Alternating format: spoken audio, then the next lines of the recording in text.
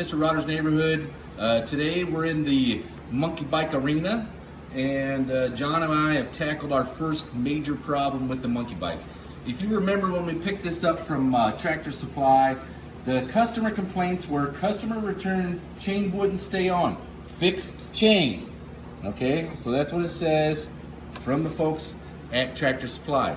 John and I noticed that when we went to turn the back tire, the brake caliper was actually locking up, is what we thought initially, and then you would hear like a clunking noise when you turn this thing.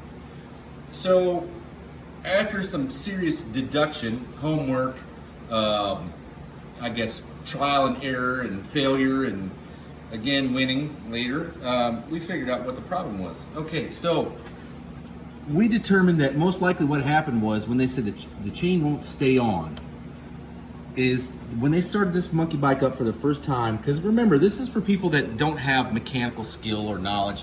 They go out and buy something that's ready to go, throw it together, or like pull it right out of the box, throw their kid on it and let them eat, right? Well, in this case, this one didn't work out like that. They put the kiddo on there and it puked the chain out the back.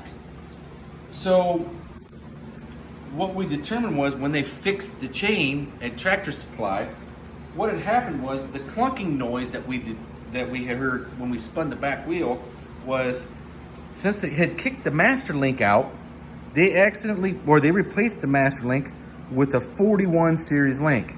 Okay, now the diameter of the chain is essentially the same, but the distance is further apart. It's made for a sprocket with a larger set of teeth, right? Here is the 35 chain. This is the series chain that's on there. So you can see the spread difference between the two rollers. This 41 is installed on here, and every time it came around the sprocket, it wouldn't line up correctly with the teeth. It would try to run over the tooth it was on. Right, and it would jump. And that was the popping noise. And the chain would always be tight and then loose, tight and then loose, no matter what we did. We went back to Tractor Supply. We picked up a 35 series chain. Now, the chain that's installed on this monkey bike is actually on the Coleman CT-100U is a 35 HH series chain. We had assumed that all the chain series were the same. When you got a 35 series, you just get a 35 series master link, right? Wrong. Okay, so we first assumed the 35H series chain stood for hardened, so it would last longer. It was more wear resistant. In reality, it probably is the case for the 35H, but if you remember, the chain is a 35HH or a double H. The first one meaning hardened. The second one meaning the length on the pins was actually, what, probably 100 thousandths longer? Probably because the plates are wider. Right. So when we put it on, it's a little bit short. And we couldn't run our master link. Now this is our master link. We couldn't run it as designed because we couldn't actually fit the link plate on here. You can see here the difference in the width of those plates. Yeah, it's twice as thick. So what we did was we put it through there. We had no groove to put our pins on, so we swedged the ends of the plate so that the pins can't come out. This was just to ensure that we had a chain that was functional, right? Because we've never even had this thing really rideable. It has ran. We played around with it trying to do some burnouts, but there's so many things screwed up on it because, let's face it, the guy that's building it, if he didn't feel like going to work that day, they just put an AK in the guy's mouth and said, "You're going to work," and he said, "Okay," right? And he built your monkey bike with that much determination and grit and care. So what we're going to do is we're going to get it running correctly. We're going to get it drivable, and we're going to try to see if we can get more than the factory rated speed out of it. So that we have got the tire, the wheel now where it spins very freely. The brakes do not drag any longer. They were dragging because the caliper was misaligned. That's something to check on these out of the box. Right, and what we did was just basically align the caliper correctly. And we spent a little bit of time doing it, but we evenly moved it because these are your alignment screws. Originally we thought these were just not even tight, but these are the alignment screws and they were all out of whack. If you move one and not the other, it's going to be in a bind. It's going to attempt to bind that rotor.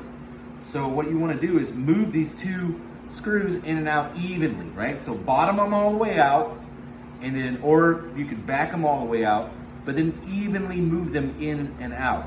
And all I did was turn it one turn at a time on both until it started moving freely. And now we're to the point now where it spins very freely compared to what it was. Something else I discovered on this, I didn't realize, this lever is not just engaging the brakes when it's pulled tight. You actually engage the brakes when it goes backward too. It's a cam, so that adjustment becomes critical. These are all things to look at in your monkey bike to optimize reducing drag. The other big thing that we realized was this. There is a governor here, okay? It's a built-in throttle stop. If you crank this sucker down, let's say you rack the throttle on it, what it does is it bottoms out on this screw and it won't allow you to open it any further. And it's been tack welded into place, so you cannot remove the screw. Okay? Well, that doesn't mean you cannot remove the screw. It just means it's a little bit more difficult. But if you're more than just a novice, you can have that screw out of there in just a few seconds with the Dremel rotary tool. All right, so the next thing we're going to do is we're going to adjust our throttle linkage because we noticed that at idle, it's too far close. The bike does not want to run correctly. So we're just going to step it up a little bit, right? No big deal. This is kind of crap that you got to do normally when you get something new out of the box. You got to adjust it to where it functions correctly. The other things that we noticed was your air filter. Okay, your legs are going to be right here.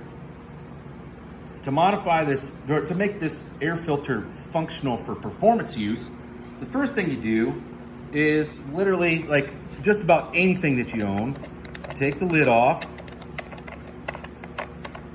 Okay, throw it in the trash, take the filter out, and you're done. Voila, instant cold air kit, right? But in this case, your leg is going to be right here. So we are going to modify this housing to accept some type of air grabber system that we're going to come up with, like that was available on like a 70 Charger, right? 71 Charger. So these are the basic things we're working with now, but the wheels do roll freely now, so we should have quite a few more MPHs out of this dude. This gets us back to where it should have been when it left the factory. So that's the place we are now. I think the next step is we want to put this thing on the scale, see what it weighs, drive it around, see how it performs, and then start improving from there. Yep. That's what we got for it all. Video number 1.